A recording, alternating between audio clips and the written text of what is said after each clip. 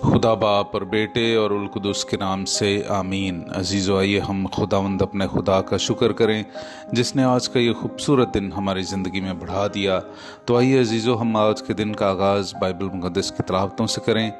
आज की पहली तिलावत इमसाल की किताब उसका 21वां बाब पहली से छठी और फिर 10वीं से 13वीं आयत तक।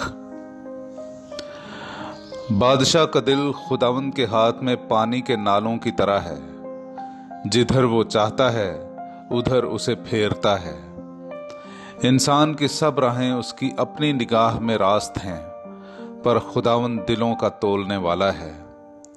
रास्ती और इंसाफ करना खुदावंद के नज़दीक कुर्बानियों से अफजल है।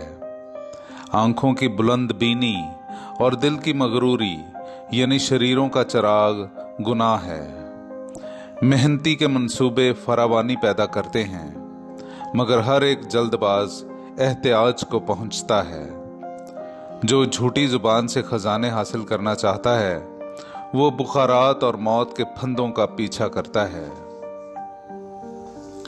शरीर का दिल बदी करने की तरफ रागिब है, उसकी आंखों में उसका हमसाया भी कबूलियत नहीं पाता।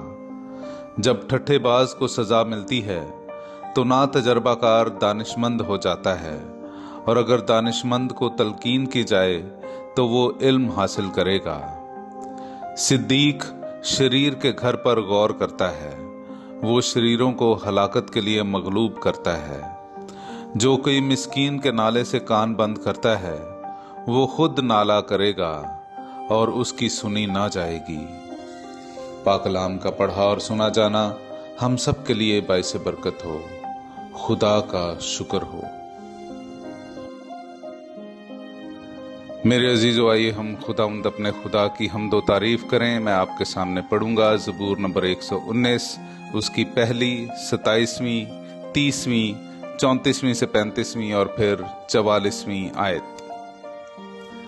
मुबारक हैं वो जो कामिल रफ्तार हैं और खुदावंद की शरीयत पर चलते हैं।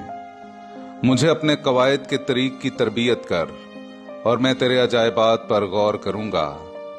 मैंने हक की राह को पसंद किया है, मैंने तेरी कज़ाएं अपने सामने रखी हैं।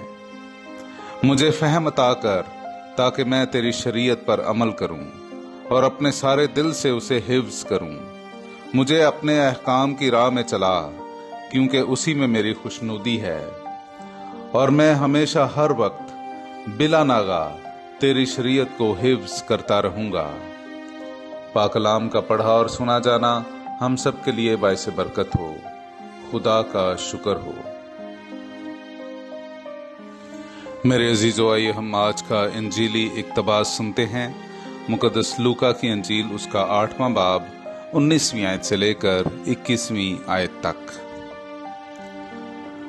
तब उसकी माँ और भाई उसके पास आए, मगर हुजूम के सबब से उस तक पहुंच ना सके, और उसे खबर दी गई कि तेरी माँ और तेरे भाई बाहर खड़े तुझसे मिलना चाहते हैं। उसने जवाब में उनसे कहा, मेरी माँ और मेरे भाई तो ये हैं जो खुदा का कलाम सुनते और उस पर अमल करते हैं। पाक कलाम का पढ़ा और सुना जाना हम सब के लिए बाइस बरकत हो। खुदा का शुक्र हो।